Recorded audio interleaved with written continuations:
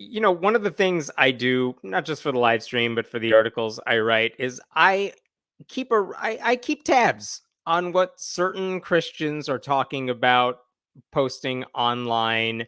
I may not comment on it, but it's nice to know what they're up to.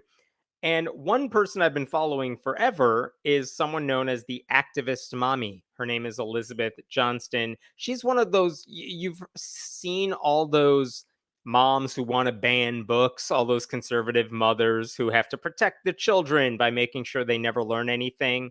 She's one of the old school, those women, the sort of person who like burned a book on camera or burned a magazine on camera because she didn't like what was inside. She's still going at it. It's been many years since she hit any sort of viral fame. And then I think she had some personal issues, but now she's back doing some ministry that teaches women I don't know what. But weirdly enough, on her channel recently, she interviewed Kirk Cameron. You know Kirk Cameron. Kirk Cameron is the star, one of the stars of the sitcom Growing Pains from the 1980s. And he's also one of the guys famous for uh, that video that Ray Comfort made many, many years ago, where he calls a banana the atheist's worst nightmare. If you've ever seen that skit, it's not a skit. He's totally real when he does it. But if you've ever seen that video, Ray Comfort's holding the banana, talking about how evolution could never have designed it. And Kirk Cameron is sitting just off to the side, nodding along because he agrees with everything. So Kirk Cameron's been known not as an actor, but as an evangelist, and then, kind of an actor, but only in crappy Christian movies that no one watches. So Elizabeth Johnston was interviewing Kirk Cameron, which is like a mix of all these horrible ideas coming together at the same time. So, I had to watch. And it turned out it wasn't even that long of a video, but I'm going to play for you the one clip that I saw in there. I think it's an amalgamation of a couple different scenes, but it's a very short clip because it wasn't that long of a video, but they were talking about how horrible public schools are. And let me play it for you, and then we will talk about this. Okay. If we outsource our parenting because it's easier, or we believe the lie that we're not qualified experts to educate our kids, so we have to subcontract our parenting and discipleship out to the government, we're going to have little kids that come back as little Marxists, little statists, little atheists, drag queens, strippers, drug dealers, and you name it. Pull your kids out of the schools that are teaching your kids bad things and put them into places that teach them good things. What? Just to recap there. If you send your kids to public schools, says Kirk Cameron, who I don't believe went to a public school because he was doing the acting school because he was on set. If you send your kids to public school, he says, they will come back as little Marxists, which I don't know if you know this, it's not on the curriculum for third graders. Little statists, and it took me a while. I still don't know if I know the meaning of that word. I know conservatives rail against globalism as if like one government controls the entire world, and they don't like that. And I know nationalism, like Christian nationalism, where, a certain group of Christians gets to control policy for the entire country. I assume that's what statism is, where a state controls stuff, but I guess they think that's bad. I'm not really sure how this works. Maybe I'm totally wrong. No idea what little statist means. But he also said if you send your kids to public school, they will come back as little atheists. Surprise to me.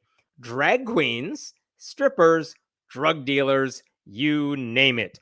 All these horrible things if they go to public schools. So that clip I just played for you, I shared on X/Twitter, and so many people chimed in because maybe like you, maybe like me, they're very defensive of public schools. I went to public schools my entire life. I went to college at a public university. So I'm very defensive of public schools. I also taught at one for several years.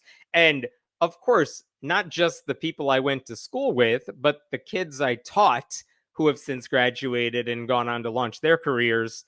I promise you, the ones I keep in touch with and have seen, they are all doing these wonderful, meaningful things where they are helping other people. None of that seems to matter to Kirk Cameron. None of that seems to be in the None of that seems to be a possible outcome where you could graduate from a public school and then give back to your community and serve them in a positive way.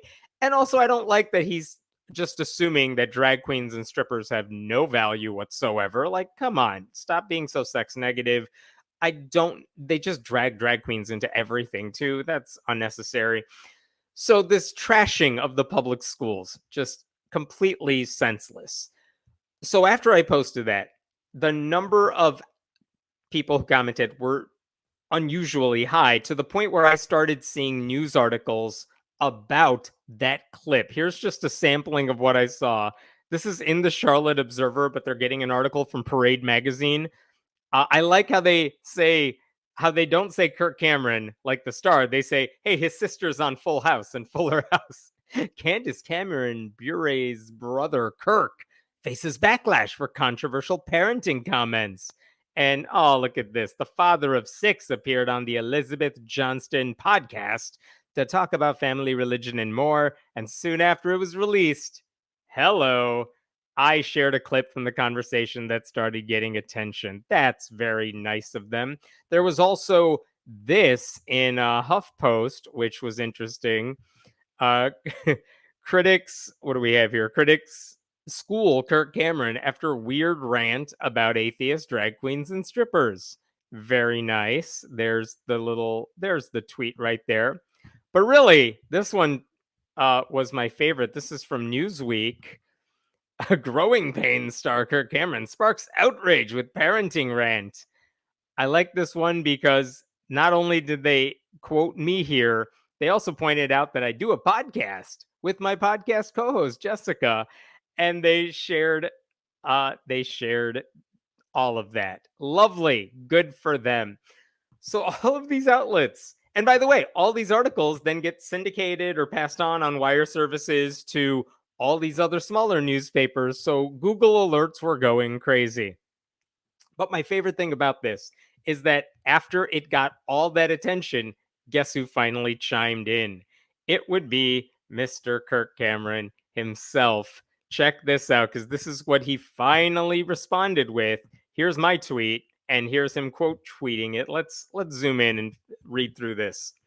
While taken out of context, stop. No, we can't go on right there.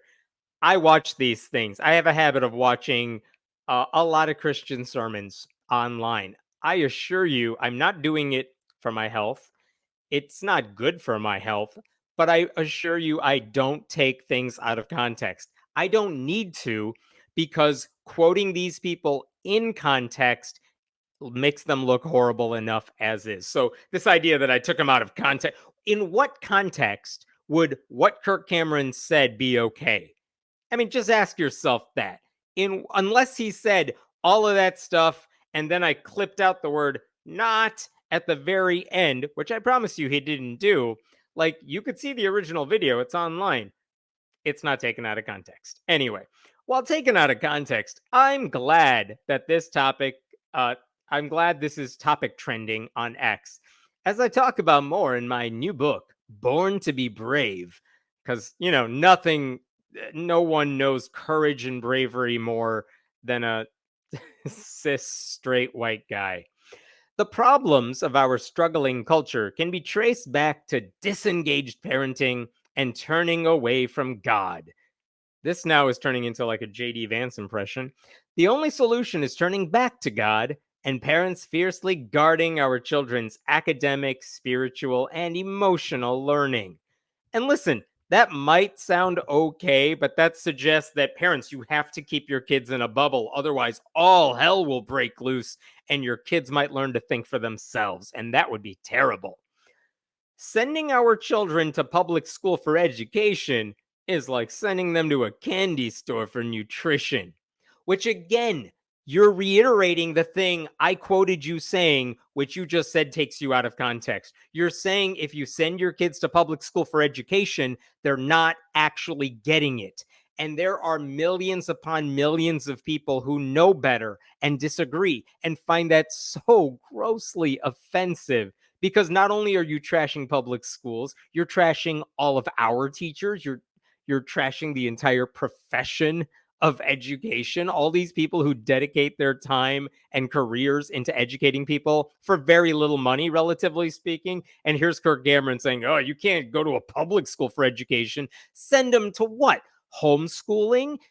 Private Christian school? Like, you don't want to do those comparisons because they're not going to go well. A few kids do okay, and a lot of them struggle in homeschooling, Christian education, whatever. And then he continues, parents, you are your children's best advocate, teacher, and guide. No government program can replace you. And then to me personally, he says, Hemant Mehta, I am a recovering atheist. Stop. No, you're not. You were not at any of the club meetings back in the day. Here's when he says he's a recovering atheist, here's what that means. When he was younger, he didn't really think about religion much. It just didn't cross his mind. Guess what? A lot of young people have other things they are obsessed with.